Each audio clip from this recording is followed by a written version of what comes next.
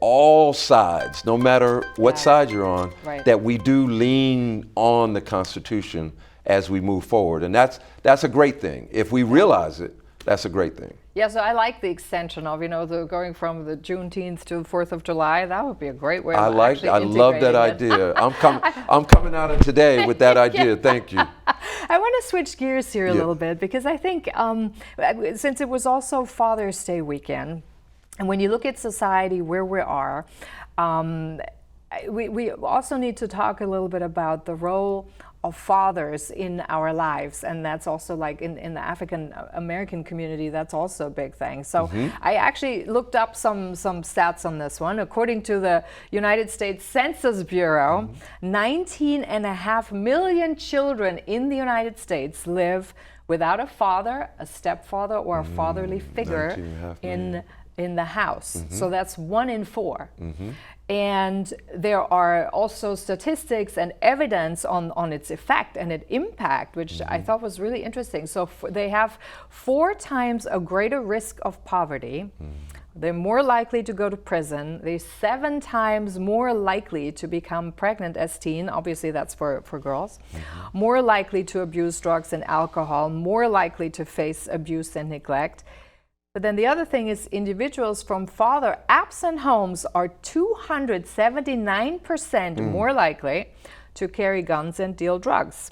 And those stats are from the National Fatherhood Initiative. 92% of parents that are in prison are fathers.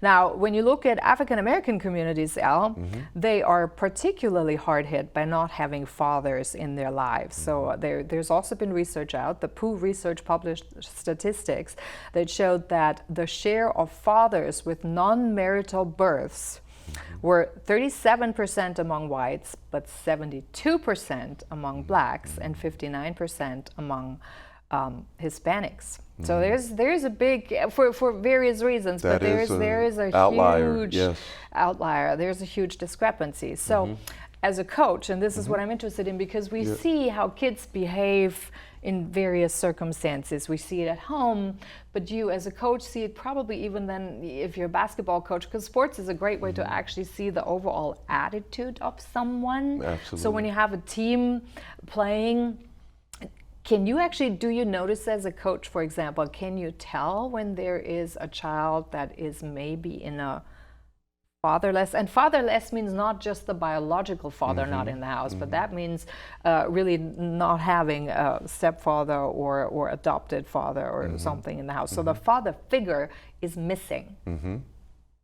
Do you sometimes think when you coach, is there a way you would sometimes gather that from there, notice that? So as a coach, as a basketball coach, having coached at the high school level as a head coach or assistant coach for 26 consecutive years, and coaching youth basketball as well, starting at age 10 through age 13, and then also coaching youth basketball at the AAU level, I do come in contact with many families from many different environments, different communities, and every coach is charged with, at the beginning of the season, getting to know each member of their team.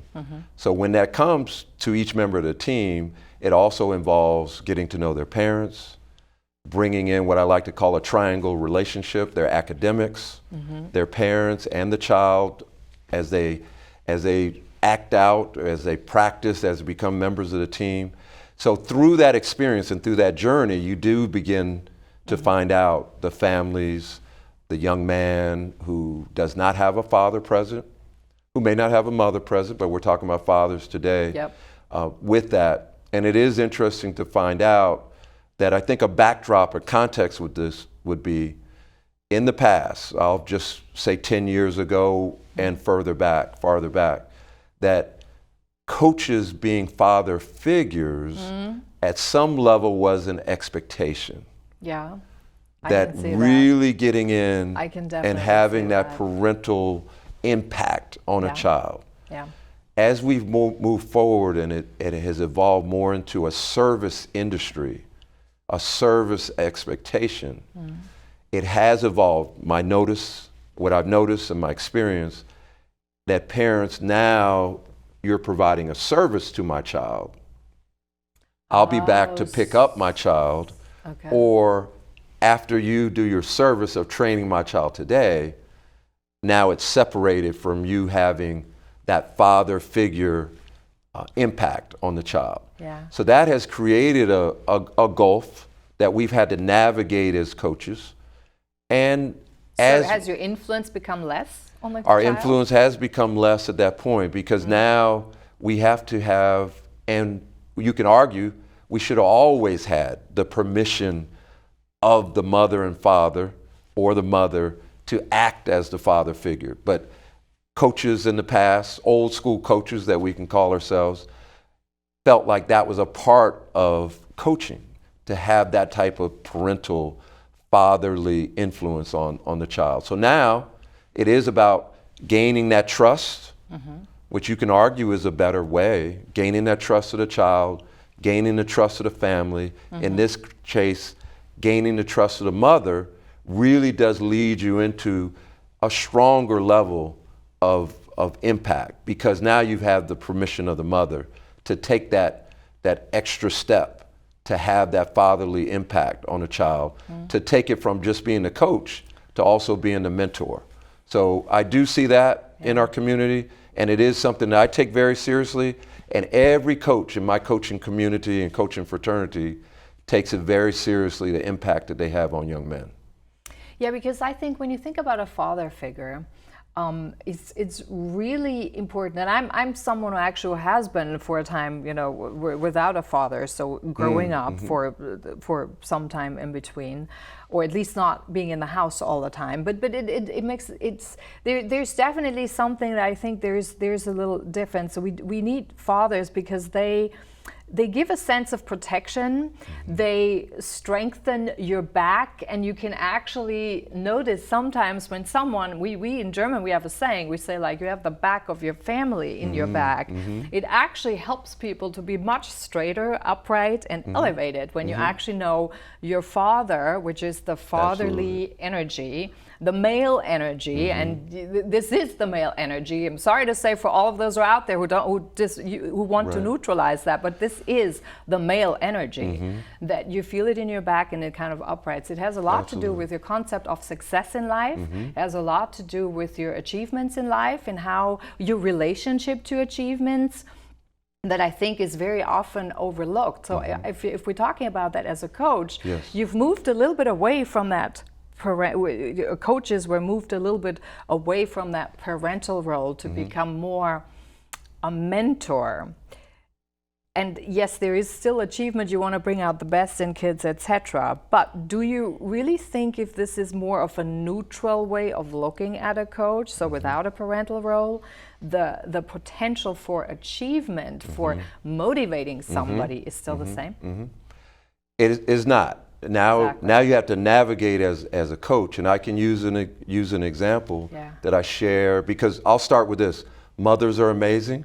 I think mothers are the secret sauce, especially in young men and women being motivated. When it comes to that environment on a team, and especially my teams that I can speak about, and the teams that I'm very familiar with, at that point, when they're teenagers, is at a point when we as parents, I believe if we've done our job, sometimes we're unaware, we've put our children in environments where we know they're going to receive influence from role models as coaches and as teachers that will have a positive impact on them, because as they become teenagers, their influence, their parental influence within the family can diminish.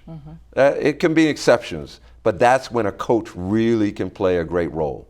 And what you've spoken about earlier, that I get back to really to hit target on what you have mentioned, when I encounter a young man who has trouble dealing with me as a coach, trying to motivate him, trying to be his backbone to push him forward and motivate him, oftentimes I'll see a young man who doesn't know how to handle that. He recoils from it. He doesn't accept it as willingly. And it doesn't matter whether it's a mother who was in the Army as an officer, or whether it's a mother as just doing the best that she can, Yeah. in her community, that young man who doesn't have the father actively in his home oftentimes will have that inability to accept criticism, to accept constructive criticism, and he definitely won't have the ability to deal with that influence of maybe you step to the line Yeah. to compel him, Authority. using authority. Yeah. Yeah. Coaches are human too. So often maybe we step over the line a little bit while we're trying to make sure we get to the line, and that young man now doesn't know how to handle that or to gauge that or to trust that. And so that's where the difficulties can come in, because now you can tear down the bridge that you've been trying to build simply when you're trying to motivate him to be the best that he can be. That's very interesting, but that's very consistent with the father figure and the energy role of the father role, so to speak, with that, because it has also a lot to do with how to deal with authority and how to approach authority and deal with the feedback and all these things that you get. Absolutely. So that's really, really interesting, because I thought that in coaching, I'm sure you see that all the time. Let's talk about resilience. Where does resilience fit into this whole picture? Resilience, I like to attach it to the fact that you spoke of African American families with that. The resilience that you do find in many African American young men that has been built by dealing with adverse conditions. Many times you'll find that the mother and the son are like a team. They've really built that teamwork. Not that you don't find that in all the other sections of the demographics that have been on the teams that I've coached or that I've seen, but that resilience that dealt with adversity, that dealt with the fact that in some cases maybe their fathers hasn't been present, maybe he's never been present, maybe periodically he drops in. In some rare cases, maybe your father has been incarcerated, right? One of the situations that actually happens in African American communities more often, because we all know, I mean, there's a huge discrepancy in incarceration rates. Absolutely, it's huge discrepancy. It happens in all communities, but with that, when you find the resilience, a gentleman that I know now that I'm speaking with about his young man and trying to help him along, and we're working together. He's actually such an amazing role model. He was incarcerated, and now he's actually going out and working in the community. So it's interesting because I watched that to see, wow, I'm working to help the young man. His father has been incarcerated, and he's working to help the young man.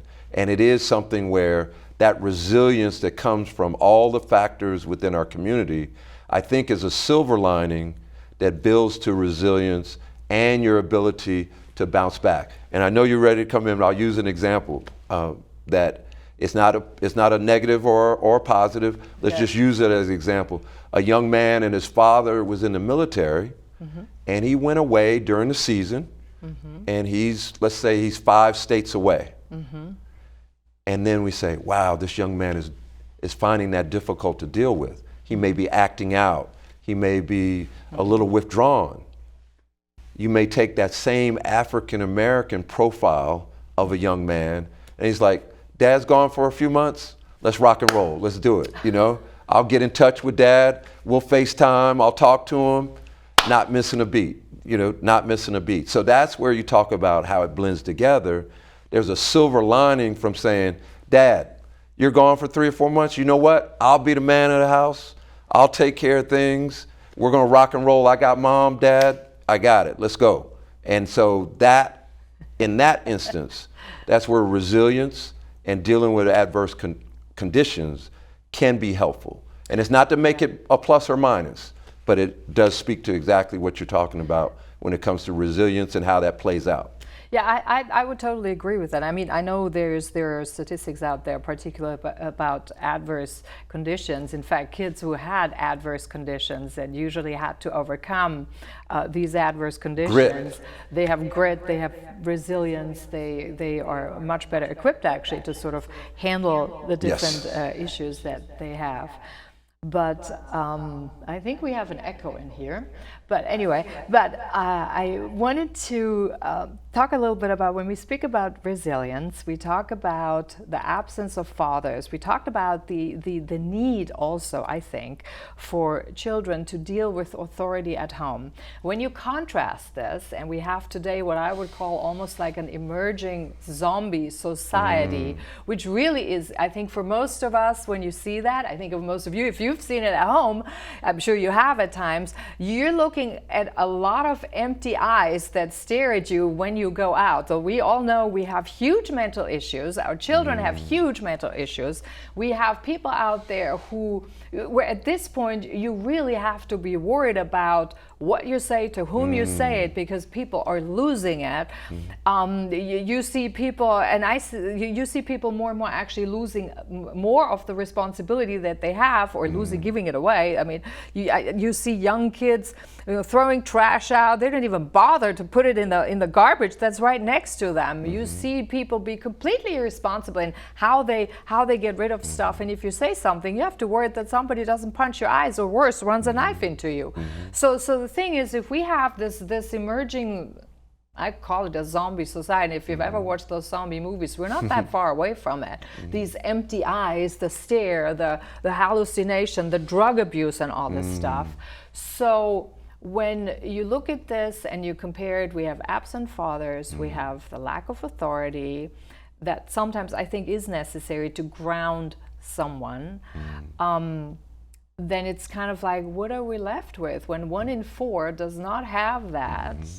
And we see society going totally tohu wabohu, basically. I mean, we're at this point, when you look around at so many people, whether that's traffic, whether that's in malls. I mean, we've had tons of shooting here, and this is not just a matter of gun control, by the way. That's a mental problem. Absolutely. It is a mental problem. Absolutely. So when we look at this, then how would we approach that?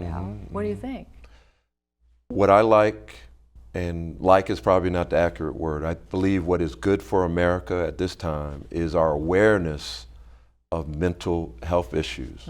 When it comes to sports, there's been a new wave of awareness of what driving kids for performance in sports. And I'm sure it happens with in the arts, and driving performance, whether it's to be the greatest chess player, but the toll that can take on young people. So there's a wave of that coming forward, where our prominent and well-known athletes now are feeling that they can be more forthcoming with their mental challenges, or even their mental issues. Fathers being able to speak about that, being able to speak more openly now, or feeling freer to talk about your issues with drugs, and talk about how I'm going to recover. I think that awareness now will lead us and compel us, and it's not just gun control or gun legislation, but that's been a lightning rod for understanding that how many young women are mass murderers? Or are we really focusing and really concerned about our young men who are dealing with mental health challenges and issues? We don't have the answers to all of that, but we do know that now more eyes are on it, I believe, than ever before. And I think we're more sensitive to it. And I think that awareness and drive to communicate, to find an answer, will allow us to take baby steps forward. And maybe if we really come together, we'll be able to take a leap forward in many different areas. You know, that also brings one important point up, and we're almost at the end of the show though, but I do want to briefly touch on that, because when we talk about these issues and the greater awareness, because I find more and more on the plus side, more and more younger kids now are actually willing to acknowledge that they have a mental issue, and it's more open that they talk about this. Because when you think back, in our time, for example, well, how many would actually ever admit that? Gender issues. you could never admit it, right? It was a real issue, and Absolutely. it was suppressed. And then particularly when you look at males, of course, there was always the thinking like, well, a male does do that. Absolutely. And I think actually there needs to be a balance, no question, because I still think males are males, and there is a male role for it, and a different attitude for it versus a female, for example. But overall, that awareness, younger kids are much more aware about that. Yes. I've seen this among college kids, Yes. among college groups, that that's really prevalent. So Absolutely. that's really great. Well, thank you so much, Elle, Oh, for wow. coming on. It was great Time is to up. have That's you. great. Time is up. Very good. Thank you very much for watching.